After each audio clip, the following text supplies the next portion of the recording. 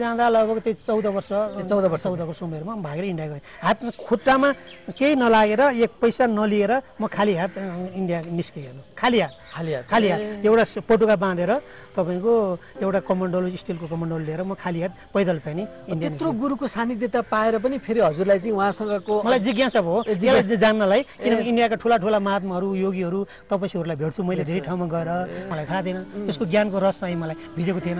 भाव त थियो, भावरस त थियो, तर ज्ञान रस चाहिँ नि जागृत भएको थियो। त्यो ज्ञान हजुरले चाहिँ अनुभूति खोज्नु भएको थियो? अनुभूति खोजेँ, ज्ञानको अनुभूति खोजेँ मैले। ज्ञान रसमा डुब्न मैले खोजेको कारण त्यो प्राप्त भइसकेपछि मात्रै यो चाहिँ वेदान्तको चाहिँ गर्नु कि त्यो त निर्गुण तत्त्व हो, त्यो पचाउन सकिँदैन। शङ्कराचार्य त चाहिँ तपाईँको जन्मान्तरको चाहिँ नि अष्टसिद्धि प्राप्त गरेको त्यो सबबाट पार भएर आउनुभएको थियो, त्यस कारणले पचाउनु भयो।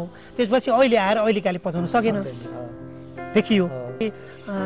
ऋषिकेशमा चाहिँ अष्टावक्र गीता पढ्दा पढ्दै मलाई ध्यान लाग्यो, यस्तो ध्यान लाग्यो, यस्तो चाहिँ सात्विक ऊर्जा यस्तो चाहिँ उत्पन्न भयो। तपाईँको 4 दिनसम्म मलाई ध्यान लागेन। 4 दिनसम्म ध्यान लागेन। म त यस्तो मस्त भयो। कस्तो ठाउँमा हुनुहुन्थ्यो? गङ्गा किनारमा म गायत्री जप गर्दा मैले अष्टावक्र गीता पढ्न थालेँ। 2 बजे उठ्नुपर्ने, 10 बजे सुत्नुपर्ने, 4 घण्टा मात्रै सुत्नुपर्ने, 8 घण्टा चाहिँ अनिवार्य ध्यान गर्नु। कति वर्ष हुनुहुन्थ्यो हजुर त्यति बेला? म त त्यतिखेर त्यही 14 वर्ष। त्यो बेलासम्म चाहिँ कसरी तानिनु हो त उहाँसँग? किनभने त्यो बेला भगवान कृष्णले भन्नुभएको छ पिछले जन्ममा जसले यो कर्म गरेर छोडेको छ, आज हामीले फल्नु अवधूतको शिष्य होस्, धर्म नीति आचरण परम्परा मर्यादा अनुशासन विरुद्ध कसैले तेरो औँठा उठायो भने तैँले फल्नाको शिष्य अवधूतको शिष्य छि भनेर कसैले भन्यो, अलिकति दाग लगायो भने त मरिहाल है, त्यो शरीरलाई नराख है भनिरहन्थ्यो मलाई। त फाँसी लगाएर मोर कि त चाहिँ नि घुस विष खाएर मोर कि कुनै तरिकाले अन्न पानी छोडेर 15-20 दिन अन्न पानी छोडेर झरले त्याग्दिए, फेरि यो चेहरा चाहिँ तेरो कलङ्कित चेहरा चाहिँ नि धरतीमा चाहिँ नरहोस् है, हामीले त्यो सुन्न नपरोस् है भनिरहन्थ्यो। दिव्य वाङ्मयका मूर्ति चत्वार वेद सुन्दर, व्यवस्थित गरौँ धर्म सुसंस्कृति निरन्तर, पुराणहरू 18 अध्यात्म ज्योति भो जहाँ, रीति वैदिक ओमकार एउटै दिव्यपुरी महा।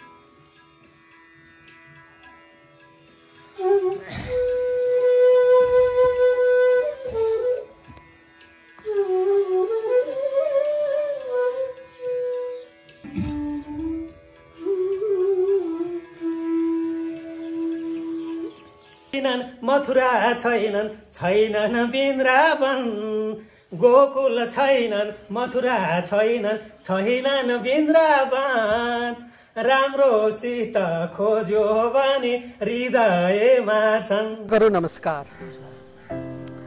यो दिव्यपुरी टिभीमा विभिन्न साधु सन्त महात्माहरूको अनुभूति लिने क्रममा आज मसँग एकजना त्यस्तो बाबा हुनुहुन्छ, उहाँ सन्त हुनुहुन्छ। भारतवर्षमा आफ्नो साधना कालमा भारतवर्षको विभिन्न भेगमा साधना गरेर, हुन त जन्म उहाँको यही दिव्य भूमि नेपालमै भएको, तर विभिन्न ठाउँमा साधना गरेर अहिले नेपालको यो दिव्य भूमि गोकर्णको यो उत्तर गया क्षेत्रमा आफ्नो साधनालाई निरन्तरता दिइरहनु भएको छ। उहाँसँग म आध्यात्मिक भलाकुसारी गर्न जाँदैछु। सर्वप्रथम म कार्यक्रममा स्वागत गर्न चाहन्छु, मसँग हुनुहुन्छ श्रद्धेय आनन्द बाबा। बाबाज्यू नमस्कार, हजुर कार्यक्रममा स्वागत छ। स्वागत हो। अब हजुरको परिचय कति दिन सकिनँ मैले, किनभने मेरो चिन्जान हजुरसँग अस्ति बुद्ध जयन्तीको दिन म हजुरसँग करिब 1 घण्टा सत्सङ्ग गरेर गएँ। हजुरको त्यो जुन सबै चिजहरूदेखि साधनाका कुराहरू पनि गर्नुभयो। यी हजुरका अनुभवहरू पनि दिव्यपुरीका दर्शकलाई प्रेरणा मिल्छ भनेर म लिन आएको हुँ बाबाज्यू। सर्वप्रथम हजुर कसरी यो आध्यात्मिक जगतमा प्रवेश गर्नुभयो त्यहाँबाट नै सुरुवात गरौँ त बाबाज्यू।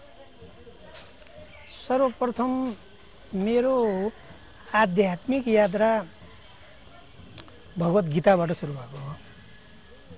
भगवत गीता म पढ्थेँ अनि त्यसपछि भगवत गीता पढ्दा पढ्दै मेरो कण्ठस्थ गर्ने अनुमति पनि मेरो हजुरबाबाट गुरुहरूबाट भयो र मैले निकै पढ्थेँ। गायत्री पनि मैले गर्थेँ, 9000 गायत्री मैले गर्थेँ। 4 बजे उठेर 9 बजीसम्म 5 घन्टामा 9000 गायत्री हुन्थ्यो। अनि त्यो केही वर्ष चल्यो त्यो। त्यसपछि मैले गीता अध्ययन गर्थेँ, दिउँसो फुर्सद नभए रातिमा पनि गर्थेँ। गर्दा गर्दै मलाई एउटा प्रेरणा यस्तो जागृत भयो कि परमात्मा के हो, प्रकृति के हो, पराप्रकृति के हो, अपरा प्रकृति के हो, देवता के हुन्, मनुष्य के हो, पशु के हुन्,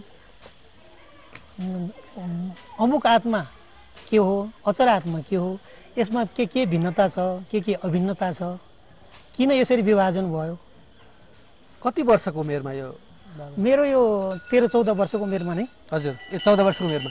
13-14 उमेरमा नै मैले यो कुराहरू मेरो मनमा खेल्न थालेँ। त्यसपछि म एकजना मेरो सचिदानन्द पुरी भन्ने एकजना स्वामी हुनुहुन्थ्यो मेरो गाउँदेखि लगभग 15-18 किलोमिटर यता। अब गाउँ भनिहाल्नु, हजुरको गाउँ चाहिँ कहाँ हो? त्यो अरुणखोला नवलपरासी। ए नवलपरासी। हजुर। अनि म भागी आउँथेँ त्यहाँ उहाँसँग। घरबाट आउन दिँदैन थिएँ होइन, म भागी केही बाना बानेर भागीमा आउँथेँ त्यहाँ। अनि आउँथेँ, मैले गीताको कुराहरू मैले केही बुझिनँ। स्वामीजी हजुरले कृपा गरेर मलाई केही बताइदिनुहुन्छ कि? पण्डितहरूसँग मैले सोधेँ, उहाँहरूले पनि केही उत्तर दिने त्यसको गर्नु भएन। अनि हजुरबाट त पक्कै पाइन्छ सबै कुराहरू भनेर मैले उहाँलाई सोधेँ। अनि मैले यस विषयमा यो अहिले जुन मैले भने यो सम्पूर्ण त्यो परमात्मा के हो, अनि अध्यात्म के हो, अधिदेव के हो, अधिभूत के हो, कर्म के हो, होइन, अधियज्ञ के हो देखि लिएर यो कुराहरू चाहिँ अहिले हजुरले आएर व्यक्त गर्नुभयो कि त्यो 14 वर्षको उमेरमा? त्यति नै भयो। त्यो सबै कुरो गीतामा भएको हुनाले, गीतामा भएको हुनाले मैले योग पनि गर्थेँ। हजुर, यो अलिअलि सानोतिनो योग पनि आफै गर्थेँ मैले। अलिअलि यताउता टाकनटुकुन कता उ गरेर सोधेर सिकेर। त्यसपछि मैले उहाँलाई सोध्थेँ, बाबाजी यो गीताभित्र त धेरै ठुलो परम रहस्यको कुरा रहेछ। अब भगवान्ले एक ठाउँमा त भन्नुभयो, मैले अलि त्यसमा डाउट जस्तो भएँ म। एक ठाउँमा त भगवान्ले भन्नुभयो गीताको 18 अध्यायमा, हे अर्जुन तिमीले अहिले मलाई यो सोचिरहेछौ कि मलाई भगवान् कृष्णले युद्धमा जबरजस्ती झोकिराख्नु भएको छ। यदि तिमी यो युद्धबाट भागेर गए पनि तिम्रो स्वाभाविक पूर्वकृत स्वाभाविक कर्मले तिमीलाई फेरि यहाँ आएर लडाउने छौ।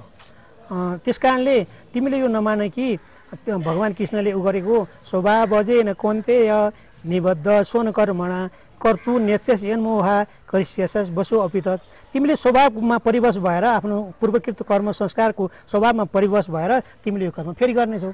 अब अर्को ठाउँमा यो कुराको ठिक चाहिँ विपरीत यसलाई काट्ने अर्को कुरा उहाँले के भन्नुभयो भने, म कालोस्मि लोक छे प्रवृत्तो लोकान समरह इत मिह प्रवृत्त ऋतेपि तमन भविष्य सर्वे ये अवस्था पढ्दै निकेशिदा तस्मात् उत्तिष्ठ यसो लवस्य जिता शत्रु भोगसिंह राज्यम समिन्द्रम महेवैते नियता पूर्वमेव निमित्त मात्रम भव सभ्य साजिन। म बढेको काल महाकाल बनेर अहिले संहार गर्नको लागि आइरहेको छु।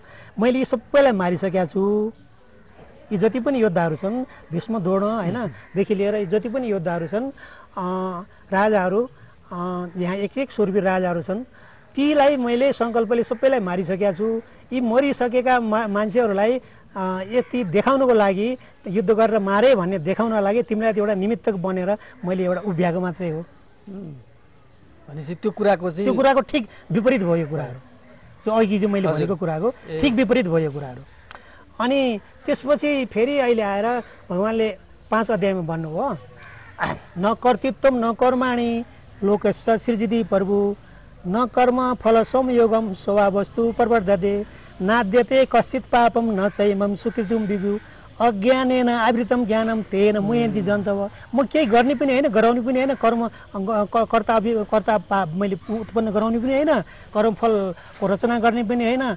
त्यो स्वाभाविक रूपले आफ्नै आप कसैको पाप लिने पनि होइन, कसैको पुण्य लिने पनि होइन, आफ्नै आप स्वाभाविक रूपले चलिरहेछ। जीवले यो चाहिँ अज्ञानले भनिरहेछ कि म गर्छु, यो अज्ञान र मोहले यो चाहिँ सबै बाँधिरहेछ। त्यो कुरा चाहिँ ठिक यसको विरुद्ध भयो। अहिले मैले भनेको 11 अध्यायको तिमीलाई त मैले निमित्त गराएको छु बाबु भन्ने कुराको ठिक त्यसको चाहिँ विपरीत चाहिँ नि त्यसको जरा त्यसले काटिदियो। यस्तो यस्तो कुराहरू मैले उहाँसँग सोध्थेँ।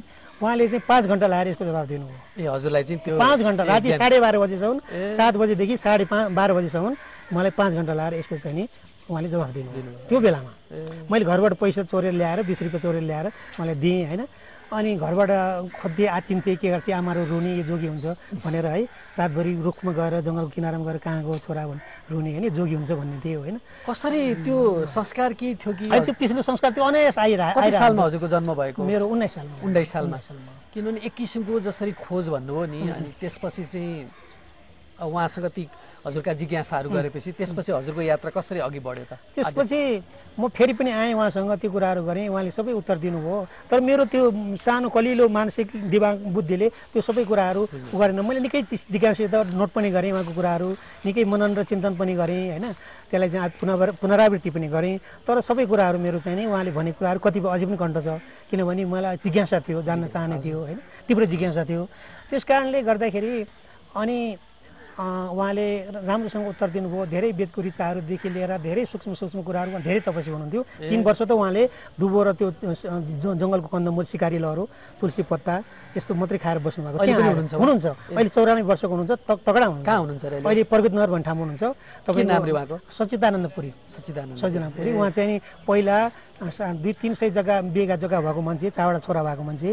त्यसपछि उहाँ संसद भएको 15 सालमा सांसद हजुर भएको। त्यो सबै त्यागेर उहाँले चाहिँ सन्यास लिनुभयो। सन्यास लिएपछि पुराना आफ्ना सांसद साथीहरू, मन्त्रीहरू, यो प्रसाद उपाध्यायदेखि लिएर सूर्यभक्त उहाँको साथी, पुराना कङ्ग्रेसका साथीहरू आउँथे। अनि राजाहरू पनि उहाँलाई भेट्न आउने, राजा दिपेन्द्र, राजा वीरेन्द्र पनि भेट्न आउने, किन राज परिवारको मान्छे नि त उहाँसँग। अनि सूर्यभक्तको मामाको छोरा उहाँ सखा, उनीहरूले त बोलाइ भेट्ने उनीहरूलाई। उहाँले दीक्षाहरू पनि दिनुहुन्थ्यो। हजुरले पनि लिएँ मैले। त्यसपछि निकै प्रभावित भएँ। अनि मलाई कस्तो लाग्यो भने म यहाँ बस्यो भने देवघाट बसे पनि मलाई लिन आउँछन्, तानेर लैजान्छन्। नेपालमा बस्यो भने मलाई चाहिँ नि त साधन गर्न दिँदैनन्। यो कुराहरू मेरो पुरा हुँदैन। अब जसँग जो चिज छ त्यो भएको मान्छेसँगै लिनु पर्यो। एकदम नभएको मान्छेसँग लिएर त सोधेर त काम लागेन होइन। ज्ञानीको लागि ज्ञानको लागि ज्ञानीको पछि लाग्ने, धनीको लागि धनको लागि धनको पछि लाग्ने। अनि म भागेर चाहिँ इन्डिया गएँ। त्यो कति वर्ष हजुर इन्डिया जाँदा कति वर्ष हुनु? म इन्डिया जाँदा लगभग त्यो 14 वर्षको उमेरमा भागेर इन्डिया गएँ। हातमा खुट्टामा केही नलागेर, 1 पैसा नलिएर म खाली हात इन्डिया निस्केँ। हेर्नु, खाली हात एउटा पटुका बाँधेर तपाईँको एउटा कमण्डल, स्टिलको कमण्डल लिएर म खाली हात पैदल चाहिँ नि इन्डिया। त्यत्रो गुरुको सानिध्यता पाएर पनि फेरि हजुरलाई चाहिँ उहाँसँगको मलाई जिज्ञासा भयो जान्नलाई। किनभने इन्डियाका ठुला महात्माहरू, योगीहरू, तपस्वीहरूलाई भेट्छु मैले धेरै ठाउँमा गएर, बद्री केदारमा गएर, गङ्गोत्री, यमुत्री, गौमुखमा गएर, हिमालयमा गएर, काशीमा गएर, विभिन्न ठाउँहरूमा घुमेर, हरिद्वार ऋषिकेशमा गएर मैले चाहिँ योगीहरूलाई भेट्छु। भेटेपछि अनुभवको कुरा बताउँछन्। त्यसपछि आफ्नो अनुभवको चाहिँ नि ऊर्जा चाहिँ नि जाग्छ, वाट पावर बढ्छ होइन। त्यो दृष्टिले म चाहिँ भागेर चाहिँ इन्डिया गएँ। हेर्नुहोस् है, त्यसपछि म चाहिँ 3 दिनपछि चाहिँ नि म हिँड्दै गएँ। बढी कहानी दर्दनाक छ। हिँड्दै संक्षेपमा अनि 3 दिनमा म त्यसरी बढी दुःखसित, बढी कष्टसित, भोकै केही नखाएर म चाहिँ हरिद्वार पुगेँ। तर भगवान्को कृपा यस्तो भयो त्यो रेलको स्टेसन नजिकै 3 जना वृद्ध महात्माहरू माला जपेर बसिरहेका थिए, जहाँ म रेलबाट उत्रेँ।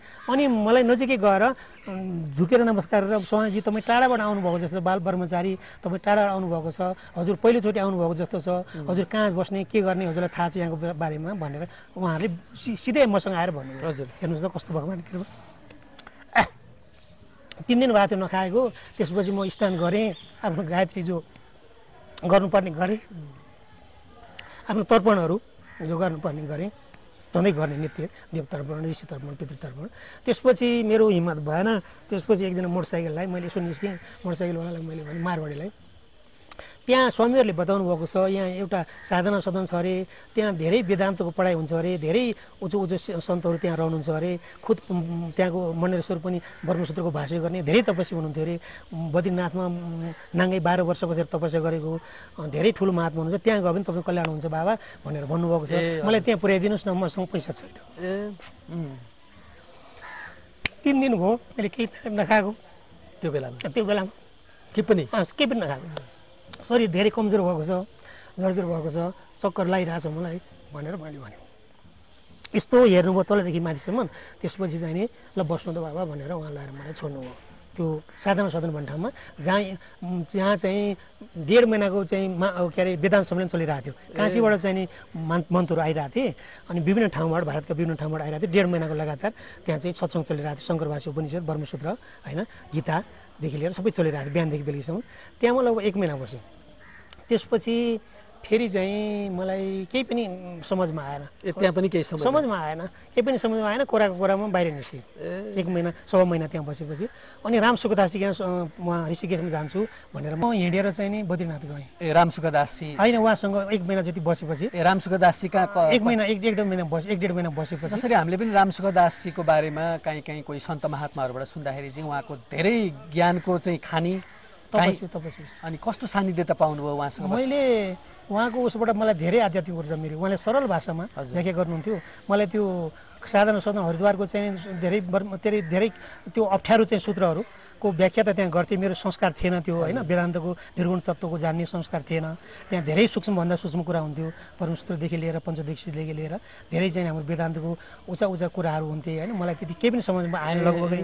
अनि रामसुखदासजीले जब मलाई त्यो उसमा उहाँको सान्निध्यमा बसेर 1.5 महिना बसेर जुन उहाँले व्याख्या गर्नुभयो गीताको होइन, अरू कुराहरू सबै जति जो गर्नुभयो केही मलाई समझमा आयो। त्यो सरल केही कुराहरू 5-10% मैले सम्झेँ, आध्यात्म सम्बन्धी 5-10% सम्झेँ। किनभने मलाई गीता कण्ठ थियो भए तापनि त्यसको चाहिँ नि चिन्तन र त्यसको चाहिँ अर्थ मलाई थाहा थिएन, त्यसको ज्ञानको रस चाहिँ मलाई भिजेको थिएन। भाव त थियो, भावरस त थियो, तर ज्ञान रस चाहिँ नि जागृत भएको थिएन। त्यो ज्ञान हजुरले चाहिँ अनुभूति खोज्नु भएको? अनुभूति खोजेँ, ज्ञानको अनुभूति खोजेँ मैले, ज्ञान रसमा डुब्न मैले खोजेको। त्यसपछि मलाई योगमा पनि हठयोगमा पनि अति इच्छा थियो। मैले एकजना योगी भेटाएँ, त्यो ऋषिकेशमा गङ्गा किनारमा बस्दाखेरि एकजना योगी भेटाएँ।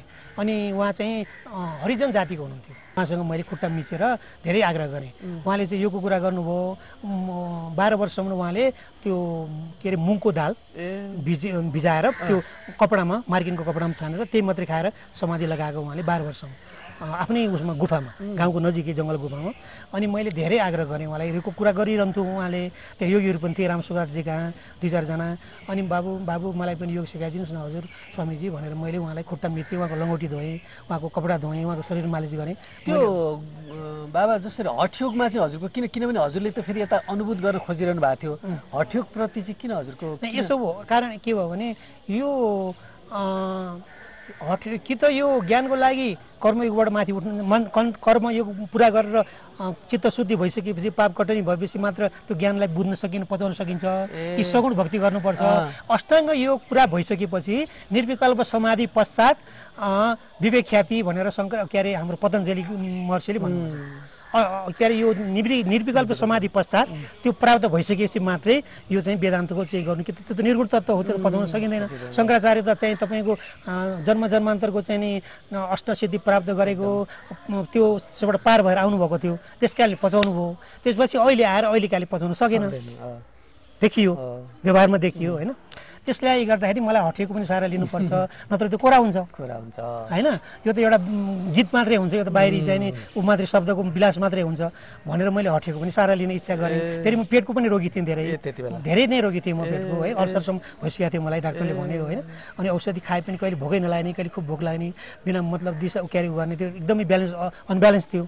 त्यसपछि म बद्रीनाथ गएर आएँ। त्यसपछि फेरि म घर फर्केर आएँ, किन मैले गुरु त्यस्तो मेरो संयोग थियो, आइपुगेको थिएन, भाग्य उदय भइसकेको थिएन। फेरि म नेपालमा फर्केर आएँ, खाली हातै फर्केर आएँ। 3-4 महिनापछि हजुरलाई त्यो तृप्तिहरू केही पनि प्राप्त भयो? केही पनि भएन, अलिकति केही ज्ञान मात्रै भयो, थोरै चाहिँ नि संस्कार त बस्यो, ज्ञानको अलिकता संस्कार त बस्यो। किनभने 3 महिना जति लगभग सन्तहरूको ठुल्ठुलो सन्तहरूको गर्दा केही गर्दा त्यो भयो। एकचोटि मलाई ऋषिकेशमा चाहिँ अष्टावक्र गीता पढ्दा मलाई ध्यान लाग्यो, यस्तो ध्यान लाग्यो, यस्तो चाहिँ सात्विक ऊर्जा यस्तो चाहिँ उत्पन्न भयो, तपाईँको 4 दिनसम्म मलाई ध्यान लागेन। 4 दिनसम्म ध्यान लागेन। म त यस्तो मस्त भयो। कस्तो ठाउँमा हुनुहुन्थ्यो? गङ्गाको किनारमा म गायत्री जप गर्दा गर्दा गर्दा गर्दा गर्दा मैले अष्टावक्र गीता पढ्न थालेँ। अष्टावक्र गीता पढेपछि त मलाई यस्तो भयो कि मेरो ऊर्जा यस्तो भयो कि जहाँसुकै प्रकाश देख्छु, यस्तो उमङ्ग यस्तो त्यो अवस्था अहिलेसम्म आएकै छैन हेर्नु। त्यसपछि त्यो खालि चाहिँ त्यो मात्रै गर्न मन लाग्ने, त्यो ध्यान मात्रै बस्नु मन लाग्ने, कि गाउन मन लाग्ने, कि नाच्नु मन लाग्ने, कसैसँग सम्बन्धै नराख्नु मन लाग्ने, त्यस्तो अवस्था आयो। त्यो अवस्थामा उहाँ बद्रीनाथ गएको। त्यो अवस्थामा अनि ऋत्ति खाली हाती गएको, पैदलै गएको। त्यसपछि म नेपालमा आएँ। नेपालमा आइसकेपछि तपाईँको फेरि हामी उहाँ मुक्तिनाथको यात्रा गयौँ। अरू चाहिँ गाउँका सबैहरूसित 30-35 जना वल्लो पल्लो गाउँकाहरूसित मुक्तिनाथ गयौँ। फेरि मुक्तिनाथबाट आयौँ। त्यसपछि संस्कार त्यहाँ बसिसकेको थियो। त्यसपछि म फेरि मङ्सिर 1 गतेको दिन साँझ भागेर, अरू कोही नभएको बेलामा भागेर राति फेरि म निस्केँ हेर्नुहोस्। फेरि जानु? राति निस्केँ। रातिमा हेर्नुहोस् है, रातिमा निस्केँ। अब कहाँ जाने? अनि त्यसपछि घुम्दै गएर 1 घन्टा पर गएर एउटा स्कुलमा म राति बसेँ हेर्नुहोस् है, पूर्वपट्टि गएर। त्यसपछि बसेँ। अनि त्यसपछि बसेपछि त्यहाँ एकजना भक्तिहरूले, म रातिभरि माला जपेर बसेँ त्यो टेबलमा। त्यहाँ 1-2 जना त्यहाँ वैष्णव भक्त थिए, नजिकै घर थियो। एकजना बाबा हजुर त राति आउनुभएको थियो। म एकजना महिला मान्छे, अब हजुरलाई मैले बोलाउन सकिनँ। अर्को थिएन मान्छे, छोरो सानो थियो मेरो, विधवा मान्छे। म अब हजुरले केही खानु भएको छैन, भोजन गर्न आउनुहोस् भन्नु हो। त्यसपछि मलाई उहाँले केही भोजनहरू बनाएर घरमा खुवाउनु भयो, भित्र भान्सामा लगाएर खुवाउनु भयो। त्यसपछि म त्यो चौमारा भन्ने ठाउँबाट चढेर फेरि त्यो आफ्नो गाउँ हुँदै जानुपर्ने, बस्नु हेर्नु कस्तो डर लाग्ने। अब दाजु त्यहीँ पढाउने फेरि हेर्नुहोस् है, एकदम अप्ठ्यारो। मलाई यस्तो छुपेर, यस्तो चाहिँ कपडाले छुपेर म त्यो ठाउँमा धेरै बेर रुकेँ फेरि होइन। त्यो अरुणखोला भन्ने ठाउँमा त्यहीँबाट जानुपर्ने फेरि त्यो 7 किलोमिटर फर्केर आएर। अनि गर्दै म चाहिँ नि हिँडेर चाहिँ नि त्यो अलिकति पर गएँ। मसँग पैसा थिएन। मलाई झारिदियो बसवालाले झारिदियो, नराम्रो बेइज्जत गरेर होइन। त्यसपछि म हिँड्दै दाउनी भन्ने जग्गामा पुगेँ हेर्नु। साँझ यस्तो उभिने तागत थिएन। अनि एकजना साधु कहाँ, बाबु म यसरी बद्रीनाथ हिँडेको हो, साधुको लागि हिँडेको हो, आफ्नो कल्याणको लागि मलाई दिनु न, खाना केही बस्नु दिनु भने मैले आएर गरेँ। स्वागत छ त उसलाई राखेँ। त्यसपछि भोलिपल्ट त्यसरी गर्दै गएपछि म ठिक त्यही साधु जो मैले त्यो ऋषिकेशमा जसको साधा के अरे मैले सेवा गरेको थिएँ, त्यो उहाँले ठेगाना दिनुभएको थियो। म कसैलाई साथमा राख्दिनँ, तपाईँले साह्रै इच्छा गर्नुभयो, तपाईँ ब्राह्मण हुँदो रहेछ, जिज्ञासा तपाईँको राम्रो रहेछ भनेर सिधा म जोधपुर गएँ। राजस्थानको जोधपुर गएँ, बिना पैसा गएँ। बाटोमा टिटीले मलाई झार्न खोज्यो। मैले अनुरोध गरेँ, तपाईँ बिना टिकट किन आएको भने टिकट चेक गर्न गयो। यस्तै म आएको हो, मैले पैसा लिएको छैन, यसरी म नेपालबाट आएको, कल्याण गरेर मलाई नझाडिदिनु होला भनेर मैले आग्रह गरेँ। त्यसपछि म जोधपुर गएँ। भोकै प्यासै जोधपुर गएँ। उहाँलाई भेटेपछि उहाँको सेवा गरेर बसेँ म 1 महिना जति। मेरो गुरु आउनुहुन्छ, अहिले 100 वर्ष क्रस भइसक्नु भएको छ उहाँ। अहिले दिल्लीमा कति वर्ष? 100 वर्ष क्रस भइसक्नु भएको छ उहाँ। मेरो गुरु आउनुहुन्छ। अनि मैले त तपाईँलाई त्यति सबै वेद वेदान्त पढाउन सक्दिनँ, त्यति उच्च अनुभव छैन। मैले गुरुसँग भेट गराइदिन्छु हजुरलाई, बस्नुहोस् भनेर म 1.5 महिना जति उहाँसँग बसेँ। त्यो हरिजन साधुसँग। उहाँको राम्रो साधना थियो, अध्ययन पनि राम्रो थियो, बचपनदेखि साधु होइन। कस्तो किसिमको साधना उहाँको चाहिँ हठिएको साधना। अनि वेदान्तमा राम्रो थियो उहाँको। अनपढ हुनुहुन्थ्यो, एउटा गरिब परिवारको घरको हुनुहुन्थ्यो उहाँ है। 5 भाइ मध्येको हुनुहुन्थ्यो, मजदुर गरेर खाएको बचपनमा, धेरै दुखी परिवारको। तर उहाँको साधना अनुभव धेरै राम्रो थियो। त्यसपछि मैले पहिला उहाँलाई गुरु मानेर उहाँको खुट्टा ढोकेर मालिस गरेर बसेँ, मैले लङ्गोटी धोएर। त्यसपछि गुरु कहाँ लैजानु भने लैजानुभयो। गुरुले त बिहानदेखि बेलुकीसम्म म खाएको थिइनँ। तेरो एकदम विरक्त हुनुहुन्थ्यो होइन। 100 वर्ष क्रस भरेको तपाईँ यो एउटा लङ्गोटी मात्रै लाउनु भएको थियो, गुफामा हुनुहुन्थ्यो। त्यसपछि त्यो गुरुले मलाई वास्तै गर्नु भएन, स्वीकारै गर्नु भएन। बाहिर निस्कनु एकचोटि, त्यहाँबाट मैले नमस्कार गरेँ, देखा नदेखी गरेर त्यतिकै जङ्गल गएर घुमेर आउनुभयो। त्यसपछि ऊ पनि बसिरहेको छ, म पनि बसिरहेको छु। साधुलाई त्यसै परीक्षा लिन्छ नि त। त्यसपछि बेलुकी 8 बजे अँध्यारो, पुसको महिना अँध्यारामा त्यो नेपालबाट जो आया, नेपाल से जो एक आया है, एक ब्रह्मचारी आया है, जरा उसको अंदर भेज दे भनेर एकजना आफ्नो उसलाई भन्नुभयो। त्यसपछि मैले खुट्टा नछिनु है, टाढैबाट प्रणाम गर्नु भन्नु, खुट्टा छुन्दिनु हुन्थेन। त्यसपछि मैले उहाँले सबै कुरा सोध्नुभयो, किन आइस, तेरो चाहिँ के हो, मकसद के हो, अध्ययन तेरो कस्तो छ, के छ भनेर सोध्नुभयो। जाति साथी उहाँले सोध्नु भएन के भने। त्यसपछि मैले यो मकसदले म निस्किया हो प्रभु, मेरो कल्याण गरिदिनुहोस् हजुरले। हजुर योगी पनि हुनुहुन्छ अरे, बाल ब्रह्मचारी अवधूत, धेरै अनुभवी हजुर, धेरै। के नाम रे उहाँको चाहिँ? उहाँको ओम प्रकाश महाराज भन्ने। ओम प्रकाश महाराज अवधूत मोदाघाटमा बस्ने, पैसा नछ, अहिले पनि हुनुहुन्छ? जानुभयो, पोहोर वैशाख 10 गते जानुभयो। पोहोर जानु। त्यसपछि उहाँले सबै कुरो भन्नुभयो हुन्छ मैले तँलाई परीक्षा गरेर हेरौँला टटोल के देखौँला भनेर जस्तो घैँटालाई तेरा विचार क्या है साधना क्या है तेरा टटोल के देखूंगा अगर ठीक नहीं रहेगा तो मैं भगा दूंगा तुरंत भगा दूंगा अगर अनुशासन से नियम निष्ठा से आचरण से रहेगा श्रद्धा से रहेगा तो मैं तेरे को रखूंगा नहीं तो मैं भगा दूंगा मैं टटोल के देखूंगा तेरो भन्नुभयो अलिकता मनमा ऊ आयो त्यसपछि उहाँले चाहिँ खुवाउनु पिउनु पनि भयो अलिअलि त्यसपछि भोलिपल्ट उहाँले फेरि चाहिँ मलाई गीता त मलाई कन्ठै थिँदै थियो है गीता पढ भन्नुभयो त्यसपछि अरू दर्शनहरू 6 दर्शनहरू बुद्ध दर्शनहरू हैन बिस्तारै बिस्तारै पढाउँदै जानुभयो अनि 8 घण्टा ध्यान गराउनुहुन्थ्यो 2 बजे उठ्नुपर्ने 10 बजे सुत्नुपर्ने 4 घण्टा मात्रै सुत्नुपर्ने 8 घण्टा चाहिँ अनिवार्य ध्यान गर्नु कति वर्ष हुनुहुन्थ्यो हजुर त्यति बेला म त त्यतिखेर त्यही 14 वर्ष त्यो बेलासम्म चाहिँ कसरी तानिनु हो त उहाँसँग किनभने त्यो बेला भगवान कृष्णले भन्नुभएको छ पिछले जन्ममा जसले यो कर्म गरेर छोडेको छ आज हामीले जुन कुरा संस्कार लिएर सोच्छौँ भोलि त्यही संस्कार लिएर हामी जाग्छौँ मृत्यु भनेको पनि त्यही हो यो जीवको चाहिँ जुन संस्कार हुन्छ अनादि चाहिँ त्यही चाहिँ अनायास चाहिँ त्यो प्राप्त हुन्छ त्यो जोडिन्छ 14 वर्षको उमेरमा भनेपछि त त्यो हजुरलाई अब 14 वर्षको उमेरमा त अर्कै जुन भाव हुन्छ नि उहाँ जस्तोले त्यत्रो परीक्षा लिँदाखेरि पनि हजुरले चाहिँ दृढ भएर त्यसरी लाग्नुभयो उहाँले त अलिकति सानो गल्ती भयो एकचोटि सानो गल्ती भयो बाहिर चाहिँ निकालेर तानेर बाहिर धक्क्याएर बाहिर निकालिदिनु भयो 2 महिनासम्म त नआइज ऊ त्यो फल्नु गुफामा अर्नाजी भन्ने ठाउँ थियो एकजना त्यहाँबाट 8 किलोमिटर त्यहाँ एउटा गुफा छ जङ्गल किनारमा जहाँ त्यही साधुले तपस्या गर्नुभयो योगीले त्यहाँ गएर बस दुध त्यहाँ तँलाई आउँछ प्रसाद जति खाए पनि मैले त्यहाँको भक्तलाई भनिदिन्छु 2 महिनापछि मात्रै आइज भनेर मलाई सानो गल्ती हुँदाखेरि मैले एकचोटि अडेस लगाएँ त्यो अलिकति कमर जस्तो भयो दुध जस्तो भयो म त 100 वर्ष क्रस भइसकेँ तैँले चाहिँ अहिले अडेस लगाएर बस्ने यो उमेरमा निस्किहाल भनेर तानेर निकालिदिनु भयो अनि 2 महिनापछि फेरि आएँ म उहाँपछि अनि फेरि अब त त्यसो नगरे भन्नुभयो त्यस्तो धेरैचोटि एकचोटि सानो त्यस्तै गल्तीमा मलाई हरिद्वारमा उहाँले चाहिँ निकालिदिनु भयो बाहिर म 4 दिनसम्म रोएर गेट बाहिर बसेँ त्यस्तो थियो उहाँको एकदम कडा उहाँको जो सानिध्यमा रह्यो भने उसले कल्याण गर्यो त्यस्तो कडा नियम थियो उहाँको कठोर नियम थियो यति दिलदार हुन्थ्यो भित्रबाट बाहिरबाट यस्तो कट्टर देखिनुहुन्थ्यो बाहिरबाट यस्तो कट्टर देखिन्थ्यो यस्तो गाली गर्नुहुन्थ्यो कि त्यो दिवारै फाट्ला जस्तो गरी गाली गर्नुहुन्थ्यो तर चेहरा त उहाँको कस्तो हुन्थ्यो भने एकदम उज्यालो हुन्थ्यो झन् रिसाएको मान्छेको त रातो कालो हुन्छ नि तुतखेर हाँस्नुहुन्थ्यो बाबु बेटा मैले तँलाई सुधार्न पो भने त भन्नुहुन्थ्यो तुरुन्तै हाँसिहाल्नुहुन्थ्यो कति सानिध्यता पाउनु उहाँको मैले धेरै उहाँको मैले अन्तिम मेरो इच्छा के थियो भने उहाँले मलाई यो लाइनमा लगाउनु भयो सबै कुरा अनुभव बताउनु भयो उहाँको कृपाले उहाँको शिष्य भनेपछि मलाई धेरै ठाउँमा चाहिँ आदर सत्कार भयो मलाई उहाँको शिष्यहरूले अरूले के भन्नुहुन्थ्यो उहाँको साथीहरूले भने वृद्ध सन्तहरूले के भन्नुहुन्थ्यो भने अहिले जानुभयो त फल्नु अवधूतको शिष्य होस् धर्म नीति आचरण परम्परा मर्यादा अनुशासन विरुद्ध कसैले तेरो औँठा उठायो भने तैँले फल्नाको शिष्य अवधूतको शिष्य छि भनेर कसैले भन्यो अलिकति दाग लगायो भने त मरिहाल है त्यो शरीरलाई नराख है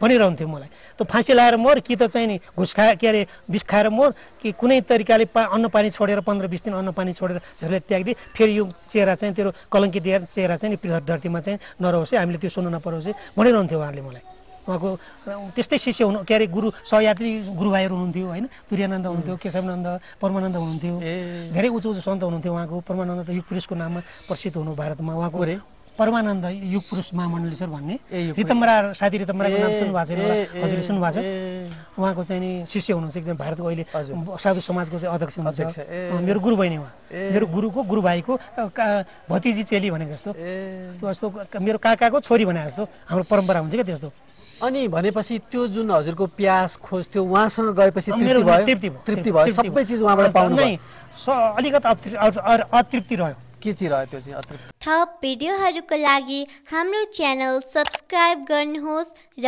छेउमा रहेको बेल आइकन पनि दबाउनुहोस्